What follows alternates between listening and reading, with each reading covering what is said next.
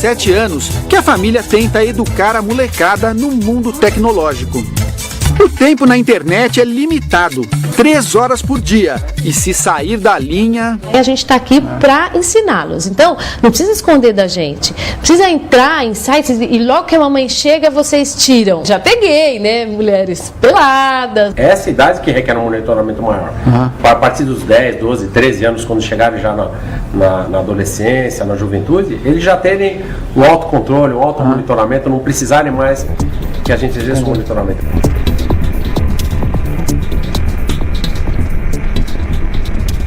Não, e justamente a dica que o Dr. Coriolano deu para a gente agora, colocar o computador na sala, monitorar os filhos, porque, como a Rosana disse, sempre quando você publica alguma coisa, aquilo fica no mundo virtual. O ideal é você evitar ao máximo publicar coisas pessoais, então, acredito, né? Dados pessoais, mesmo assim, algum criminoso, possível sequestrador, consegue te encontrar?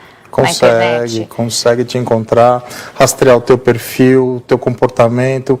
Muitas crianças colocam que os pais são policiais, andam armados, colocam todo o hábito da família, fotos da casa, o brinquedo novo que ganhou, e tudo isso chama atenção, né? Dá para o cara saber, por exemplo, se o brinquedo novo é caro, então a família deve ter posses, e aí ele pode tramar todo um sequestro. Eu fiz uma experiência no meu blog, até eu coloquei no r7.com/Rosana, e eu até falei de uma experiência que eu fiz há um ano, baseada numa história de uma revista francesa. Eu peguei um perfil do Twitter qualquer, uma pessoa do Twitter, e eu li todos os 900 posts que ela tinha colocado, os 900, para ver o quanto eu ia conhecer daquela pessoa. Bom, eu sabia tudo sobre ela, o que ela estuda, a faculdade que ela vai, o horário, o dia que ela tem prova, o que ela come, o dia que ela faz as unhas, porque a pessoa, cada vez que ela posta, ela não tem noção do quanto ela já, cumulativamente, já se expôs. Sim. E lógico, eu não vou usar isso para o mal, mas se eu quisesse, eu poderia conhecer aquela menina ao vivo, porque eu sabia exatamente a hora que ela sabia da faculdade, o endereço,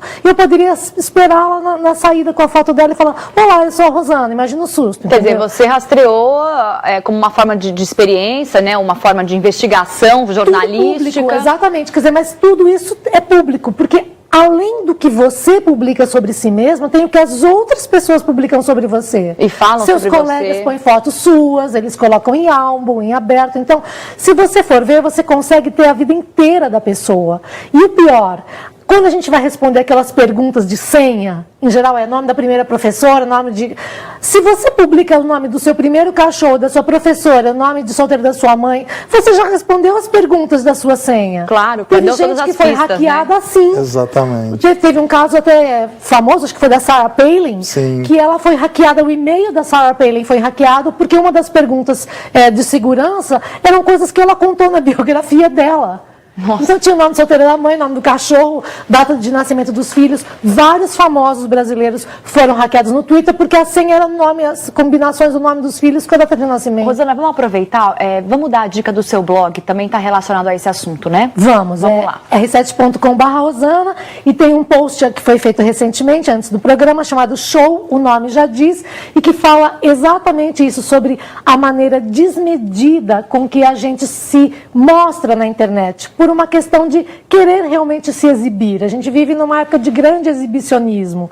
Eu, você e todo mundo. A gente vai num show e você conta que a família inteira foi no show, ou seja, não ficou ninguém em casa, né? Então você diz que você está no show, o horário que você está, a hora que você sai, e você fica tweetando de lá. Então, sem querer, por uma vontade ingênua de você se mostrar, você acaba deixando falhas de segurança muito importante. De compartilhar com seus amigos, né? Que seriam talvez aqueles com quem você está falando de fato, aqueles seus amigos queridos que te conhecem. Aí você acaba falando para um monte de gente que vai acumulando informações, né? Pois é, porque você quer compartilhar com seus amigos, mas digamos que você tem uma rede de 500 pessoas, mas você tem acesso a 6 bilhões do planeta, podem acessar a sua página. Então, eu acho que a gente ainda, em 15 anos de internet comercial no Brasil, nós ainda somos semi-analfabetos em internet, nós somos analfabetos funcionais em internet, porque ninguém fez curso, ninguém aprende internet na escola, e a gente toca de ouvido. A gente vai aprendendo com os erros. É isso aí. Então, a gente não tem a dimensão do perigo ao qual a gente se expõe permanentemente. Bacana. Então, olha só, se você quiser dar uma olhadinha no blog da Rosana, no r7.com/Rosana lá no blog. Hoje, dia 1º de dezembro, é o Dia Mundial do Combate à AIDS. A data é escolhida por representantes de vários países, é uma forma de chamar a atenção sobre essa questão e conscientizar as pessoas do planeta sobre os riscos e formas de contágio da doença. Segundo os dados do Ministério da Saúde, desde 1980 até 2008, foram registrados cerca de 500 mil casos de AIDS no Brasil, mais de 200 mil mortes. Detectada no final da década de 70, a AIDS se tornou uma das maiores ameaças à saúde pública do século XX. Provocada por uma infecção virótica, a AIDS danifica o sistema imunológico e pode ser transmitida por transfusão de sangue contaminado, relações sexuais, compartilhamento de seringas ou objetos cortantes que possuam resíduos de sangue. A prevenção é feita usando-se preservativos nas relações sexuais e evitando compartilhar seringas entre viciados em drogas. Outra maneira é a utilização de agulhas e seringas descartáveis em todos os procedimentos médicos e um rigoroso sistema de testes nas transfusões de sangue. A letalidade da doença passou a ser destaque quando atingiu algumas personalidades do mundo artístico, entre elas os cantores Cazuza e Renato Russo. Doente desde meados dos anos 80, Cazuza só revelou ser soropositivo em 89, um ano antes de morrer. Nesse mesmo ano, Renato admitiu estar contaminado. Ele lutou contra a doença por mais de 7 anos, mas acabou morrendo pesando apenas 45 quilos. Os pesquisadores ainda não encontraram a cura da AIDS, mas já existem remédios que controlam a doença, aumentando a sobrevida do paciente. Cientistas do mundo todo trabalham no desenvolvimento de uma vacina contra a AIDS, mas a principal dificuldade é a grande capacidade de mutação do vírus. Quer dizer, não tem vacina, o vírus é mutante, então é importante, né? É importante ter essa data, porque assim, o ser humano é assim, ele relaxa, ele esquece que existe problema, ninguém quer pensar em problema. Então, você não quer pensar no problema e você não faz nada para se prevenir. Então, não parece que assim, só no carnaval que todo mundo lembra que precisa fazer sexo seguro e que todo mundo faz sexo no Brasil e no mundo? É verdade. Então, as pessoas esquecem, de vez em quando é preciso voltar com uma campanha, reconscientizar. É isso. Informação a gente tem, né? O problema é a gente falar, é verdade. É você usar a informação. Inclusive, a internet pode ser uma boa forma de você difundir, né? Agora, olha, voltando para o nosso papo sobre os crimes na internet, né? Para uma geração que nasceu com a internet, ficar fora das redes sociais é a mesma coisa que ficar fora da festa. Só que é justamente nesse ambiente que aparecem os falsos amigos. Num espaço tão veloz como a internet, encontrar culpados muitas vezes não basta. O importante é evitar que os crimes aconteçam, principalmente quando se fala em crianças e adolescentes. Agora nós vamos fazer um teste para ver quanto tempo demora para uma adolescente ser assediada na internet. Nossa produtora vai se passar por uma garota de 14 anos e entrar numa sala de bate-papo, que é muito usada pelos jovens. Carolzinha é a identidade escolhida para a conversa. Rapidamente, ela vira o foco das atenções na sala. E logo surgem propostas de sexo virtual. Os interessados perguntam se ela está sozinha em casa. Um deles é objetivo. Ela dá corda. 3 minutos e meio foi o tempo que bastou para o rapaz baixar as calças e se exibir diante da adolescente. Ela diz que está gostando para saber a idade dele.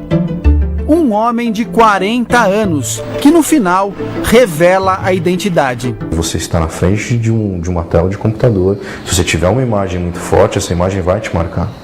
O psicólogo diz que não é só a violência física que causa traumas. A questão mais importante aí é o sentimento da pessoa, ou seja, se ela tem um sentimento negativo que possa efetivamente marcar ela, que possa efetivamente causar um trauma para ela, isso pode ser danoso referente ao tema sexo. Quem acha que pode se esconder atrás da tela de um computador está enganado. Muita gente pensa que o crime virtual é menor, mas aos poucos esse território vai sendo demarcado pelo rigor da lei.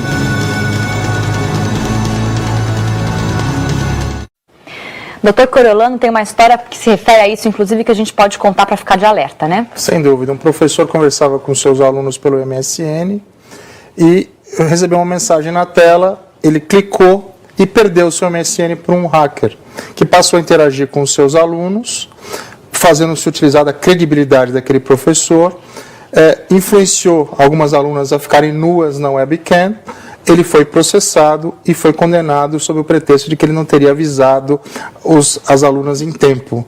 Né? Então fica aí um alerta em relação ao uso do MSN. Né? Se você receber uma mensagem na tela, não clique, que você vai perder a sua identidade virtual. E se perder a identidade virtual, que você denuncie, porque existem pessoas, órgãos em vários estados do Brasil que aceitam essas denúncias. Olha, o N-Blog de hoje vai ficando por aqui. Agradeço bastante a participação de Coriolano Almeida Camargo, advogado, especialista em crimes digitais, e também a nossa blogueira convidada de hoje, Rosana Herman. Você pode participar do N-Blogs, mande sugestões para o nosso e-mail, que está na sua tela, ou siga o programa pelo Twitter. A gente se vê amanhã. Tchau!